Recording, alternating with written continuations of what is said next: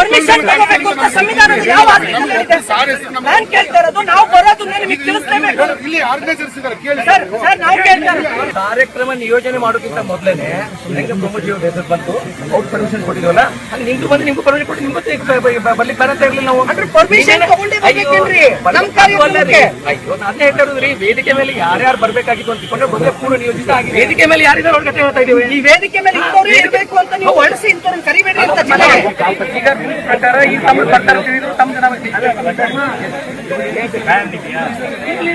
ಹೇಳ್ತಾ ಇಲ್ಲ. ಈಗ ಕಾರ್ಯಕ್ರಮವನ್ನ ನೀವು ಅಲ್ಲಿ ಬರ್ತೀರಿ, ಮೀಟಿಂಗ್ ನೀವು ಬಂದಿದ್ದೀರಿ.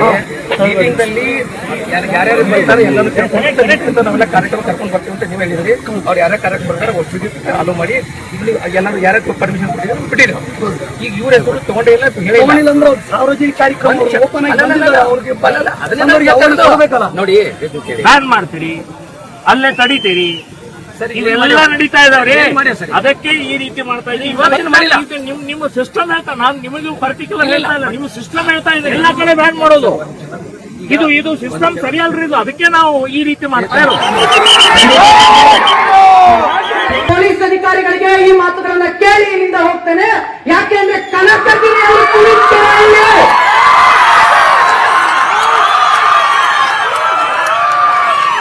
ಕನಕಗಿರಿಯ ಪ್ರತಿ ಮನೆಯಲ್ಲಿ ಪುಲಿಕೆರೆಯಲ್ಲಿ ಹುಟ್ಟಬಾರದು ಅನ್ನೋದಾದ್ರೆ ನನ್ನ ಈ ಮಾತುಗಳಿಗೆ, ನನ್ನ ಈ ಪ್ರಶ್ನೆಗಳಿಗೆ ನೀವು ಉತ್ತರವನ್ನು ಕಂಡುಕೊಳ್ಳಿ. ಯಾವುದೇ ಭಾವನೆಗಳ ಮೇಲೆ ಮಾತಾಡ್ತಾ ಇಲ್ಲ, ಸಂವಿಧಾನದ ಮೇಲೆ ಮಾತಾಡ್ತಾ ಇದ್ದೇನೆ. ಆರ್ಟಿಕಲ್ 48ರಲ್ಲಿ ಸ್ಪಷ್ಟವಾಗಿ ಬರೆದಿದ್ದಾರೆ, ಉಳುವ ದನಗಳನ್ನು, ಹಾಲು ಕೊಡುವ ಆಕಳುಗಳನ್ನು ಹತ್ಯೆ ಮಾಡುವುದನ್ನ ಆಯಾ ರಾಜ್ಯ ಸರ್ಕಾರಗಳು ತಡೆಯಲೇಬೇಕು ಅಂತ ಹೇಳಿ ಸಂವಿಧಾನದಲ್ಲಿ ಬರೆದಿದ್ದಾರೆ.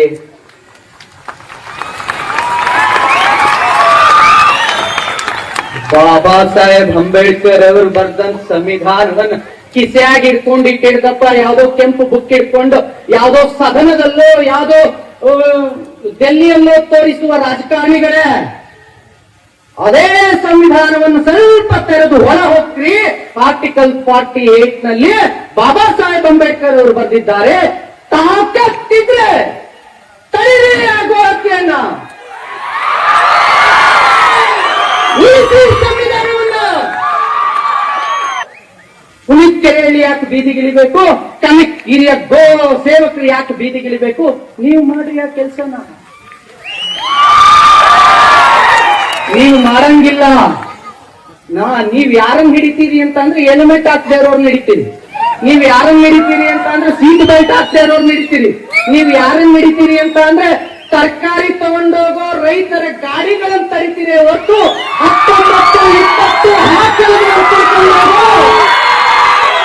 ಗೋವಿನ ಗಾಡಿ ಅಂತ ತಡೆಯಂಗಿಲ್ಲ. ನೀವು ಆ ಗೋವಿನ ಗಾಡಿಗಳನ್ನು ಮುಟ್ಟೋಂಗಿಲ್ಲ. ನೀವು ಸಂವಿಧಾನದ ರಕ್ಷಣೆ ಮಾಡುವುದು ನಿಮ್ಮೆಲ್ಲರ ಕರ್ತವ್ಯ. ಇದು ಪ್ರತಿಯೊಬ್ಬ ವ್ಯಕ್ತಿಯ ಕರ್ತವ್ಯ. ಇಲ್ಲಿ ನೆರೆದಿರ್ತಕ್ಕಂಥ ಪ್ರತಿಯೊಬ್ಬ ಹಿಂದೂವಿನ ಕರ್ತವ್ಯ. ನಾವು ಸಂವಿಧಾನ ರಕ್ಷಣೆ ಮಾಡ್ತೇವೆ. ನಿಮ್ ಕೈಲಾದ್ರೂ ನೀವು ಆಡ್ರಿ, ಆಗಿಲ್ಲ ಅಂದ್ರೆ ಬಾಬಾ ಸಾಹೇಬ್ ಅಂಬೇಡ್ಕರ್ ಸಂವಿಧಾನವನ್ನು ನಾವು ರಕ್ಷಣೆ ಮಾಡ್ತೇವೆ. ಪುಲಿಕೆರೆಯನ್ನ ಬರ್ಲಿಕ್ಕೆ ಬಿಡಲ್ಲ, ಪುಲಿಕೆರೆಯನ್ನ ವೇದಿಕೆಗೆ ಬರಲ್ಲ ಅಂತ ಹೇಳಿದ್ಮೇಲೂ ಅದು ಹೇಗೆ ಬಿಡಲ್ಲ, ನಾವು ನೆನೆಸಿ 2 ಮಾತುಗಳನ್ನಾದ್ರೂ ಆತನಿಂದ ಆಡಿಸಿಯೇ ಕಳಿಸ್ತೇವೆ ಅಂತ ಹೇಳಿ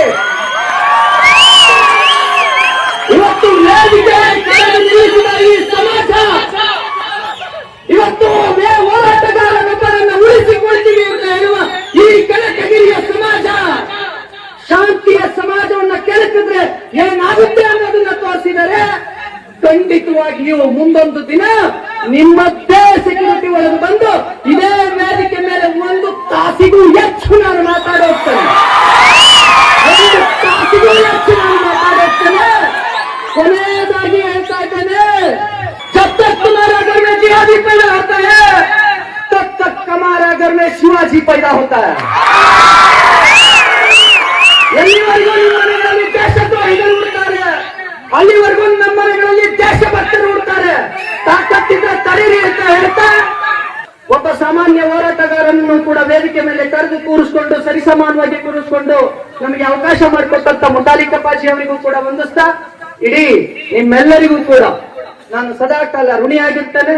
ಈ ಮಾತುಗಳಿಗೆ ಕನಕಗಿರಿಯಲ್ಲಿ ಕೇವಲ ವಿರಾಮವನ್ನಷ್ಟೇ ಕೊಡ್ತೇನೆ, ಎಂಡಲ್ಲ.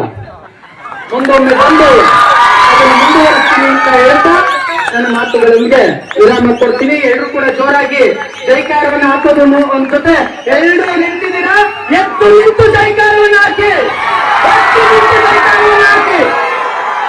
बोलो भारत माता की, बोलो भारत माता की, वंदे वंदे, जय श्री राम, जय श्री राम.